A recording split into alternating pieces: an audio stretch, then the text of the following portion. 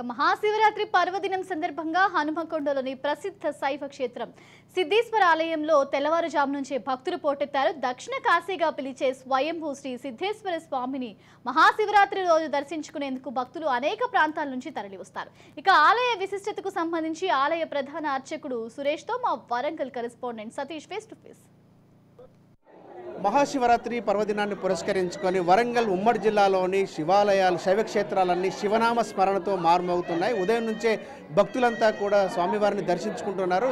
ఆ మొక్కులు చెల్లించి తమను చల్లగా చూడాలని కోరుకున్న పరిస్థితి. మన హన్మకొండలోని ప్రసిద్ధ సిద్ధేశ్వర ఆలయంలో ఉన్నాం. ఇక్కడ అసలు పూజా విధానం ఏ విధంగా ఉంటుంది, మహాశివరాత్రి అసలు ప్రశిష్టత ఏంటి, ఆ విషయాలన్నీ కూడా ప్రధాన అర్చకులు సురేష్ గారు వాళ్ళతో మాట్లాడించే ప్రయత్నం చేద్దాం. చెప్పండి, సిద్ధేశ్వర ఆలయం యొక్క చరిత్ర ఏంటి అసలు? ఇది వరంగల్ జిల్లాలో స్వయంభూగా వెలిసినటువంటి దేవాలయం. ఇది క్రీస్తు పూర్వం స్వయంభూగా వెలిసింది. ఈ స్వామివారు పడమర ముఖద్వారము, మూల విరాటు ఉత్తరముఖంగా ఉంటారు. ఇలా పడమర ముఖద్వారము ఉత్తరముఖంగా వెలిసినటువంటి దేవాలయం కూడా మనకు రెండు రాష్ట్రాలు, తెలుగు రాష్ట్రాల్లో ఎక్కడ లేదు. ఇది ఒకటే. ఇంకొకటంటే సంవత్సరంలో 3 రోజులు సూర్యకిరణం కూడా స్వామివారికి ఆ సూర్య భగవానుడు వచ్చి దర్శించుకుంటాడు. భాద్రపద మాసంలో స్వామివారిని వచ్చి దర్శించుకుంటారు. మహాశివరాత్రి ఉత్సవంలో భాగంగా పౌర్ణమి నుంచి అమావాస్య వరకు 15 రోజులు బ్రహ్మోత్సవాలు నిర్వహిస్తాము. ఈ బ్రహ్మోత్సవాల్లో భాగంగా ప్రతిరోజు ఒక ప్రత్యేక అభిషేకము, ఒకరోజు పంచామృతాలతోటి, ఒకరోజు వట్టివేళ్లతోటి, ఒకరోజు ఫలాభిషేకము, ఇలా ప్రతిరోజు ఒక్కొక్క అభిషేకం నిర్వహించి ప్రత్యేక అలంకరణ మరియు భక్తులకు అన్నదాన కార్యక్రమం కూడా నిర్వహిస్తాము.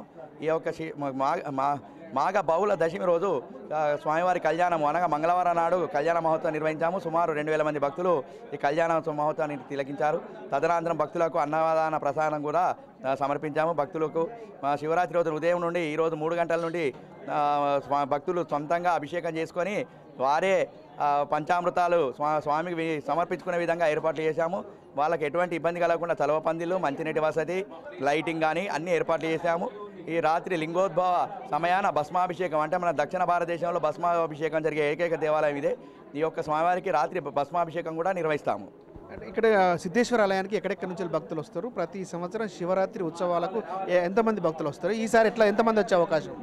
ఈ స్వామివారికి ఏంటంటే స్వయంభూగా వెలిచారు కాబట్టి మనకు తెలంగాణలో ఇది ఒకటే స్వయంభూగా ఉంది కాబట్టి వరంగల్ జిల్లా నుండి కాకుండా చుట్టుపక్కల ఉన్నటువంటి జిల్లాల నుంచి కూడా స్వామివారిని దర్శించుకునేందుకు భక్తులు వస్తారు. ఈ మళ్ళీ ఇంకోటి అంటే శివరాత్రి రోజు ఈ ప్రతి ఒక్క భక్తుడు కూడా గర్భాలయంలోకి వెళ్ళి అభిషేకం చేయించుకునే విధంగా ఏర్పాట్లు చేస్తాం కాబట్టి ఎంత దూరమైనా ఎంత ఓపికైనా భక్తులు క్యూ లైన్లో నిలబడి వారే అభిషేకం నిర్వహించుకొని కృతార్థులు అవుతారు. శివరాత్రికి శివునికి ఈ సంబంధం ఏంటి అసలు? శివరాత్రి రోజు ప్రత్యేకమైనటువంటి పూజలు నిర్వహించడం వెనుక ఆంతర్యం ఏంటి అసలు? మహాశివరాత్రి లింగోద్భవ కాలం, అంటే లింగం ఉద్భవించినట్టు కాలం అన్నట్టు. రాత్రి 12 గంటలకు లింగం ఉద్భవించింది, అందుకే దాన్ని లింగోద్భవ కాలం అంటారు. లింగం ఉద్భవించినటువంటి కాలం మహాశివరాత్రి రోజు లింగము స్వామివారు శంకరుడు ఉద్భవించిన సమయం కాబట్టి అది ఒక పర్వదినము. అంటే మనకు ఈ కార్తీక మాసం, మనం కార్తీక పౌర్ణమి రోజు ఎంత విశిష్టంగా భావిస్తామో ఈ మాఘమాసం కూడా అంత విశిష్టమైన నెల. అంటే శంకరుడు పుట్టినటువంటి నెల కాబట్టి ఈ మాఘమాసం కూడా అంత గొప్ప నెల. మనకు మాఘ పౌర్ణమి కూడా చాలా విశిష్టమైనది. కార్తీక పౌర్ణమి, ఆశ్వీజ పౌర్ణమి, మాఘ పౌర్ణమి, ఇలా ఈ పౌర్ణమి ఒక 5 పౌర్ణమిలు కూడా ఈ స్వామివారికి ఎంతో విశిష్టంగా పౌర్ణమి రోజు గంగా స్నానం చేసి శంకరునికి ఒక తెంబెడు అభిషేకం అంటే జలం సమర్పించినట్టయితే వారు శంకరుడు శాంతించి వారి యొక్క కోరికలు తీర్చారని చెప్పేసి మనకు పురాణాల్లో ఉంది. మహాశివరాత్రి అనగానే జాగారం దానికి దీనికి ఉన్నటువంటి సంబంధం ఏంటి?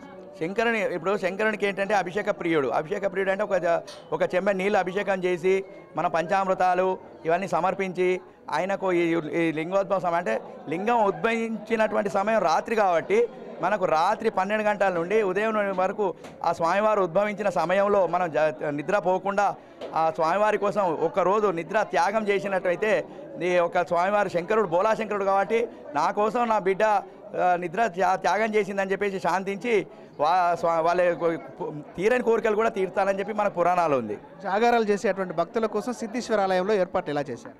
అంటే జాగరణ అంటే మనకు లింగోద్భవ సమయంలో భస్మాభిషేకం ఉంటుంది. ఆ సమయంలో ఎంతమంది భక్తులు వచ్చినా కూడా భక్తులకు దర్శనం చేయిస్తాము. ఇక్కడ ఏంటంటే సాంస్కృతిక కార్యక్రమాలు ఏమి నిర్వహించము, ఎందుకంటే స్థల తక్కువ ఉంది కాబట్టి దాని వలన ఈ కార్యక్రమం నిర్వహించకుండా ప్రతి ఒక్క భక్తుడు రాత్రి కూడా వచ్చేసి స్వామివారిని దర్శించుకునే విధంగా ఏర్పాట్లు చేస్తాము. రైట్, ఇది సిద్ధేశ్వర ఆలయం స్వయంభూ ఆలయంగా వెలిసింది. ఇక్కడ శివుని యొక్క ప్రశస్తి ఉంటుంది కాబట్టి అనేక జిల్లాల నుంచి కూడా భక్తులు ఇక్కడికి వచ్చి శివుని దర్శించుకోవడం ఆనవాయితీగా వస్తుంది. శివరాత్రి పర్వదినాన్ని పురస్కరించుకొని నిర్వహించేటువంటి బ్రహ్మోత్సవాలకు వచ్చేటువంటి భక్తులకు ఎలాంటి ఇబ్బందులు కలగకుండా అన్ని సౌకర్యాలు కల్పించాం. ఈరోజు జాగరణ కోసం కూడా అనేక భక్తులు నిత్యం అభిషేకాలతోటి పూజలు రాత్రంతా కూడా నిర్వహించి శివుని యొక్క మనసు గెలుచుకునేందుకోసం ప్రయత్నం చేస్తారంటూ కూడా ప్రధాన అర్చకులు చెప్తా ఉన్నారు. కెమెరా పర్సన్ భిక్షపతితో సతీష్ రాజ్ న్యూస్ హన్మకొండ.